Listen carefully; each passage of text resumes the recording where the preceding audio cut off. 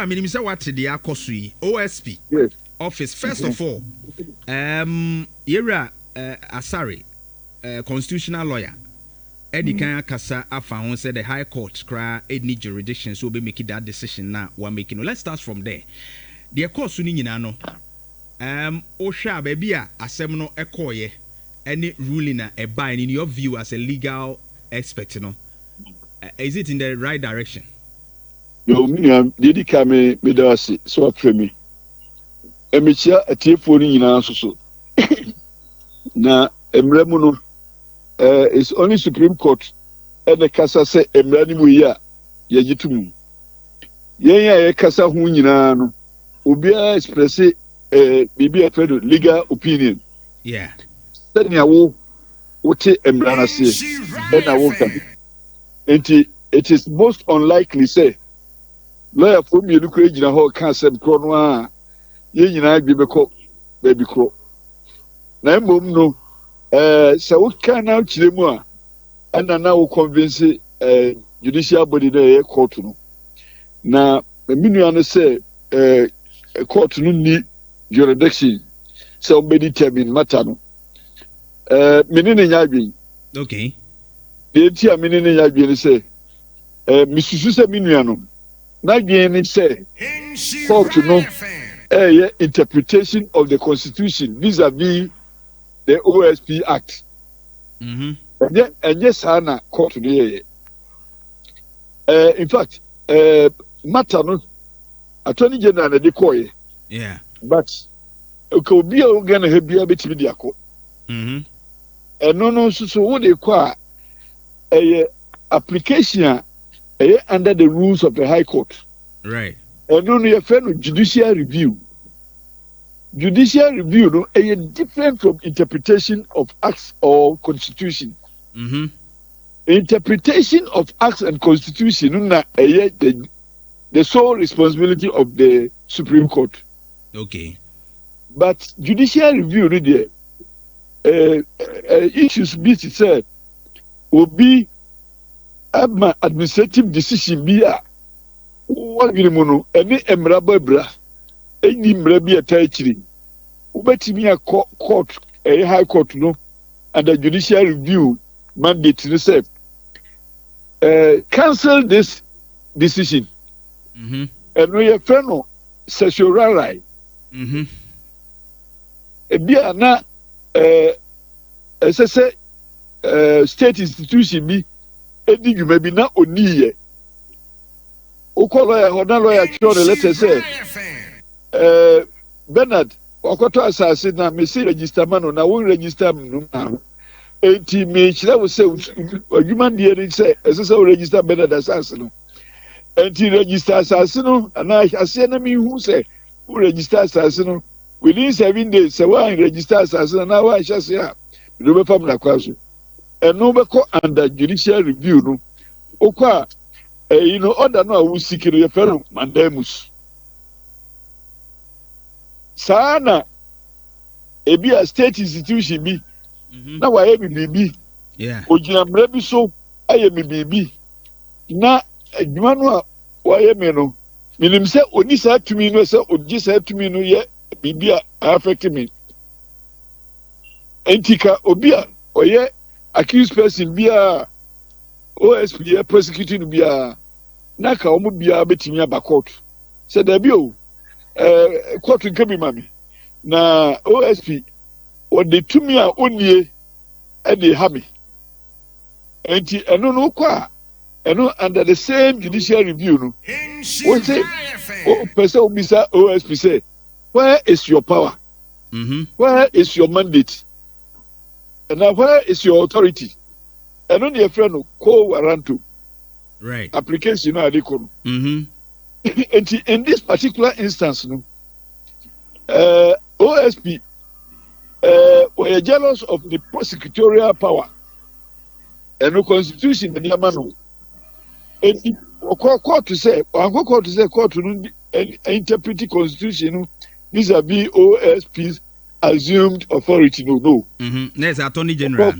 Attorney General court to say, Papa OSP papa tumi a enya ne dia e de ye adwuma yeah enti a court we tumi we enya ne dia enti kebi mami under application of for an order of go warrant no yeah enti eno no court no na ampara court no so hwehwe mu no enti the issue of jurisdiction no under the rules of court and enti court no jurisdiction to determine applications on certiorari, mandamus, and co warranto under the judicial review mandate. Enti court no jurisdiction. Court no so he say mu no. Court no say although Act of Parliament Act 959 no Office of Special Prosecutors Act no. Section 2 A no Emma OSP no sa mandate no na sa mandate no ontimi boku because sa mandate no Supreme Court ediama no Constitution ediama Attorney General yeah exclusive na enti one kasa ontimi fa upeso ebe yesa adwuma na ebra yesa amra we na me parliament me kai pa se me kan ho asem enini Yoko Act any what they say Financial Intelligence Act yeah no na ye say openi oda Yoko or that financial intelligence obetimi achi obi the police powers esenisa me can say they be dangerous because with the powers be lipa bi sa only sa titi ni tumi no obetimi idea di boni me kan no me penifo na parliament no bi no munye lawyer for no amantibase ediyemfa arrest powers for example Yoko chief executive nsa eni de ehu you brebia no anka sa tumi no ye de shekoto nsa sekoto upesa o chire obi a kaka chire koto se apia kubi wadi boni se enti machi hwehwe mu sei na koto ni nyanti ase nyansa wom se ye chi apia kubi na koto na ma order se ene mu kan chire principal se mu nko chi apia kubi ya principal ko chi apia kubi na yaba abetutu da no enso nyemra no ayeye no ye see Yoko boss otimi chiwo udam kromu a enekra de otimi chiwo bi yan kan chira boni awaye enso Ghana mremu no sese constitution ni chire se ubachi obi a che no boni awaye nti wo chi no e wo language a oti asem enti mekra me house ni na se bi o minti twi na se wo bachi na me ha be ka chire se me house ni a sese wo hwe obi a oti house na wo chire ase e chire me de boni ama ti wo de chime se wa nye sa na wo chime ebla minim ne maya unlawful arrest but the tia me kan cheche mu ye ni se parliament na wo ho no emra ye no sese brenimfo dwom aku asukopa na mpempi no ya na ye fa se by numbers minority for the say but majority for the say but na the nipa bi akoto mi kai one occasion mi call one of the committee meetings obi a oye medical doctor or the constitutional and legal committee so was it the ekoso ni nyina wonti ase but not so enti emranu bi ohon mo a the default no to parliament anopɛ ya na meka ho asɛm about parliament sɛ ɛyɛ me nwanwa sɛ yɛwɔ legal committee or parliament na saa no mai ɛkɔ na ne waka no so amate aseɛ sɛ yɛde politics area committees ni nyinaa mu no ɛnyɛ sɛ politics kura wɔ ho because they okay parliament no yɛkɔ no mpanim me ba ha kyɛ fo no me ba ha kyɛ ni ɛyɛ parliamentary committee mu a notwithstanding the ɛwɔ nura no the competence by way of the training in the profession or kasa me ba ha kyɛ ni bi betumi akasa trans na ba yɛ gye na what trust in nim de na trust you na me ba ha kyeni no de me ba ha kye no akɔyɛ mmara no ebi na yɛ kɔmu na me apɛ kɔmu de enukura na wum na America no ebra yɛ section 2 na yɛ ma say investigate and prosecute no I raised the alarm say prosecution there attorney general there CJI special case omobe prosecution no edi shame no ankoye na prosecution no unim say unim say but you police report me prosecution na police for your prosecution under a fiat from attorney general omo the docket no be kwa ama na hwehwe mu na afi wetimi ama authorization executive instrument bi o a e ma omo sa mandate no because na say ya me ko defend obi a gold board for achi no na omo prosecute no criminal court one akra because me ka chere judge say gold board for na no omo ni prosecutorial mandate enti omo timi prosecute sa na parko no ebia na cause say you na e for dem dey be kind no judge ni timase e ka chere omo say omo fiat afi atoni general prosecute obi and some enti omo call back to attorney general and attorney general fiat no say in this case I give you the mandate to prosecute and say na omo betimi abeto asem so na we say no me say OSP Trimudeka Krebi Yabarimu say act of parliament na kan kwande we was said to me no yes sir enya constitution na judge no interpret here no judicial review application and na judge no determination it is so determination no so won tiase a obetimi akwanim by way of appealing against the decision but media me magrimu no judge no adwuma no aye no one stop at what they say OSPO also on continue to me come under a mandate under but I want to na lawyer yen Ghana for no ye problem kakra because baby a yesi won kwaji ni tumi emfiri no ansa no watimi a prosecute amanyofo no wo ma aba o man kro no kakra say baby a kwaji ni tumi afiri eye amanyofo ya no akuaku ye political parties ya wo ba government mu ene appoint wo mo ankrofo de wo mu si ho it imagine say NDC wo power na attorney general office of the special prosecutor who say bibi ekoso so start a prosecute obi na nipa no so bia or sensitive position under NDC a ugidi pa say Ghana ha ye we say no OSP the koto attorney general nim say mametumi na me go after this person realistically lawyer ye wo Ghana ha yen ka nokre yen delay sa de na say ye montungu obeba to agu enunti na sa de no eko your constitution me de mama gwirimu no constitution no ama executive presidency no on Ghanaian and on African because I say me be how the shady papa kunsa what they had the emphata anti constitution no as a president shall appoint president appointment no be ya nje so na say president shall appoint nti na yensu so nyina so the president no ma no appointment but the banso na parliament so a compromising parliament na parliament so so many of our ministers do not qualify to be ministers. Sure. By way of training, by way of competence, by way of orientation. But when I'm saying what Mrakuni I say nipa ba ko pe the point ni as ministers no. What point na oni hu asem biaka.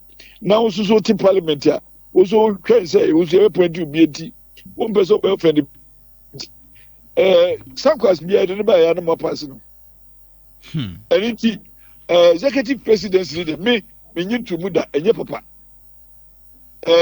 because me ankasa me hu ye enkrofobia ya appoint wo me aminim say like ehia say appoint wo na say do ba be minister na attorney general na emra say so dey adwuma da ho na say ubetie obi a bi kura president bi a onye lawyer on team na say na ono na o ka kire say yɛde saa kwan wei so na sɛ wofa na wo so woyɛ competent ebi ati na me apɛ ku bi sɛ minya bi da yi ɛkyerɛ sɛ so mama appointment na ma me mandate na mmara no da ho sɛ yɛpɛnyɛ adwuma a religiously pull the law ɛnya deɛ a meka sɛ wei yɛ kwasi wei yɛ kwamra enti kwasi mmerɛni kwamra mmerɛni dabi ɛnyɛ no saa enti the level of competence of a public officer no ɛsɛ sɛ yɛgyegye no by his performance under different circumstances and situations ɛno nti minua sɛ woyɛ attorney general na Ghana default baako so na wɔyɛ law no mu ne sɛ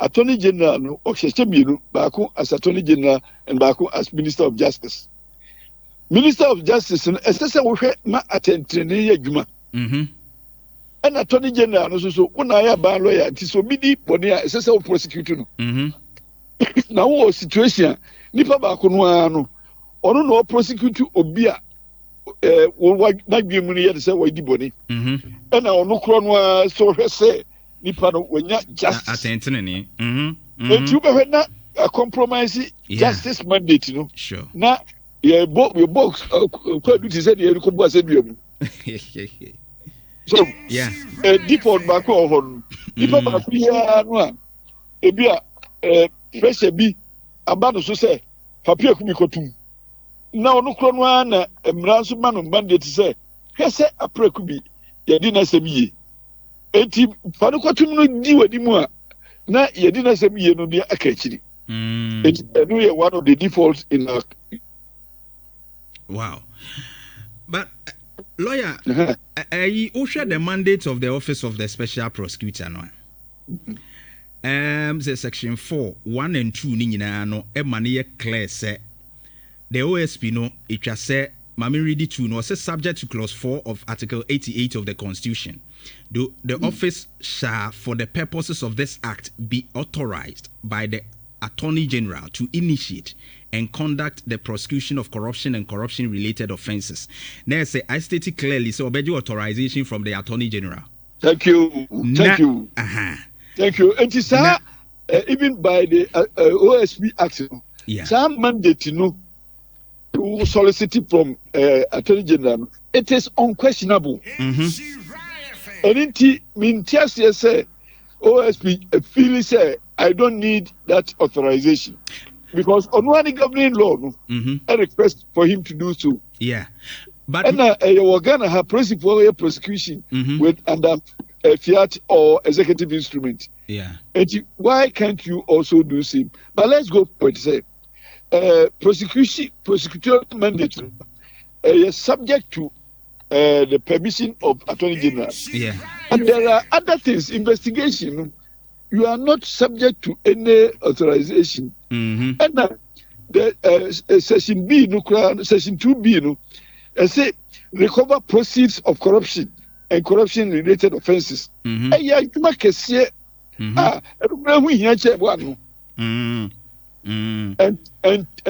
most important of that session, take steps to prevent corruption. But mandate but lawyer, the concern is that mandate well recognized say eyekese, but among for concern so say yewo yoko yewo shraj yewo other investigative bodies a womudi dwuma dada nti when OSP so abane yes no investigative powers ne ye too stronger and shed that new be what Ghanaians near penny say obenya prosecutorial powers are be independent and no thing but where we are right now no it seems like saa to me no obetimi ayehwehwemu ni nyina awie Ghana yetimi be kan auditor general timi ye nhwehwemu ye nyina but say prosecution and the ye challenges of mine and we are still giving it to a government lawyer and the tier say so man Ghana for nyina nim say ye independent prosecutor wo mandate no independently say according to the constitution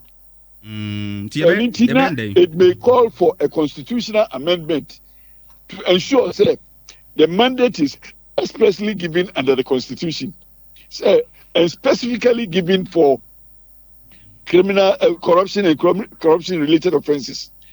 Now you dissociate and remove some mandates from the Attorney General's mandate. Okay. enti eno na ebetumi amma saa tumi no na sɛnea constitution no ɛteɛ saa bere deɛ saa independence and the prosecution of cases ni deɛ ɛni hɔ. ne sɛ amanyɔfoɔ no ɛdaadaa yi obi go tia ama mpanimfoɔ no bi enu nyinaa na naado say he will be an independent prosecutor John Dramani Mahama nansen ya ɔsɛ let's allow him to do etimi sɛ ɔmo mienu nyinaa boa ɔmo daadaa yi ɔmo mienu nyinaa boa mmara no na ɛde yɛ adwuma no enti sɛ wo do ano gyina bɔnten na aka na mmara no ne deɛ woka no ɛbɛbrɛ a deɛ woka no ɛnyɛ adwuma o sɛ ɛkɔ kɔɔto na naado ne what they say President Mahama ne President Nanado no mu ni kɔɔto obi o mmara no a yɛn nyinaa yɛagye atom sɛ ɛyɛ mmara no ɛne na ne yɛyɛ ho adwuma nti sɛ woyɛ sɛdeɛ o president koraa na wokasa na sɛ woanhwɛ mmara no anka mmara no deɛ no a na wokɔka wo a wobɔ so asɛm a wokɔduru kɔɔto a ɛnyɛ adwuma o. I want to see a court that will refuse the position of even a sitting president and say that this is the law. Yeah. Sa judge no yɛ judge papa. Wow. Judge obi afra wa ka kyerɛ sɛ papia ku bitum na so de betum no nyame bebisa. It's true. Ɛno nyɛ papa. Apart from some mandate me say yɛka ho asɛm maka kyerɛ sɛ recover take steps to prevent corruption. A very important mandate. Now, and also a link to one of the provisions of Section 3(1). Who say corruption may be benu? A free public procurement. So, public procurement you hold na chronocase na fiba. Yeah. And he who say Section 3(1)(a) no. I say you investigate and prosecute cases under suspected corruption relating to Public Procurement Act. Yeah, sure. And it is a mandate and no better me link it up with Section 2(1)(2)(c) no prevent corruption. Antika procurement committees BIA no. Essentially OSP representative wo say the any say obe make sure say obe prevent corruption. So, yeah. Na anka corruption same ni na ka from pa. Yeah. But the same act so maybe na me mpanyimfo nya adwene so ye Section 3(1) it say recover and manage the proceeds of corruption.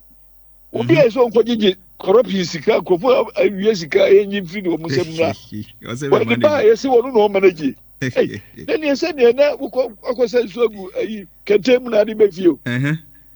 Ukoji obisika felipa kwa de kuma no. The money belongs to the state. So the OSP has no business to manage the money. Yeah. And when you know part of the criticisms now pointed to the inaccuracy of this action. Nemo you say yaka yawie. The be at the HBA de fufro. Yeah. And to be crammed in Kobodi Crano. Oh, say, yes, be baby Session 1, no baby, and Session 2, no baby, and Session 3, no so baby, and any baby, any baby, I say link Session 2, ni Session 3. Yeah. In respect of prevention of corruption and in particular reference to Procurement Act. Exactly. And to say the Nipa. When him dear never or prepare a bay juma a question baby, you may many you. It's true. But in most cases, no appointment by one person or appointing depending on a penasol. Obi Hokra can be a channel meeting. Yeah. Now, as you any person here, on any year one and your way near Kotofom team, a famous master. It's true. And to young Ghana for no, yes, we'll pay what is saying. Okokro bi so na kro no ohina ho sabe onye papa so kro mo fo onye papa because kro mo fo ba ku ne amana ba ehini yeah and kro mo fo no na yi ohini no enti suban no a ono timbi asoban o man ba no and o dia be di hini. So when you are selecting your leaders la yan kasa ye corrupted in selection they select leaders a almost corruption na do kro mo. How do you expect such people to fight corruption? Yeah. Enti o man for no aye to aba no yɛn so yɛ wɔ part to play. Okay. In ensuring corruption is brought to the minimum or even eradicated. But who go to a banana appear to be scan or go to a bamano. Only a beer could be a coin house, or a minister. Scan again. Also, the obu. So, it's being as a state. No, when you again said, obey your money. Yeah. Now, obey your money. Yeah. As I say, who say, Emra or Emra say, yenye, dear. Nemran so ediwa yen kase wo de we wesi mensamba ana kwakwa diba yeah ema mranu na asotwe a esefata wo mramu no yen fama yeah se ne be ya it should be unprofitable to commit crime. Okay. Just bibia ye bia no esese ehu se ade we ya bi koyi se ya chimia right. It should be itself no hindrance to commit crime.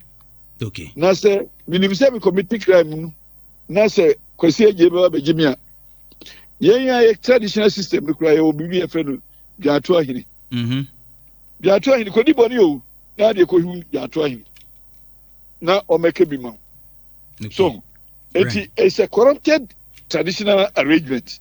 Yeah. Say dwato ahini wo honko ade kodi boni a now e no so di boni na gbe no ko hu no so it's true. Enti yen kasa yen ye system ni ye se bi ebe ya ye be ku anim Ghana Nyankopon ma bi bia here bia including quality human resource. Yeah.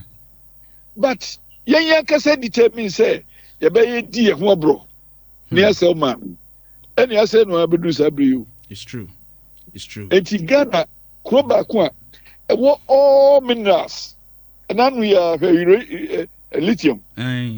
Ya me di che kwa nanso ye yan kasa ye decide say ye yan kasa ye nye yo adwen no ankasa enye papa adwen no papa ho na boni ho ye papa boni de no ye papa no ye nyina ye kasa yi ni kasa wi ye bi be fro ka che say apia ku bi oh na nya se ma me ka na obeka na me ni pedua na obedi matem no correct but I stand for what is right and I stand for truth. Say me boni and my boni out of ignorance. But say I will not be corrupted because somebody wants to do himself good against the public. Exactly.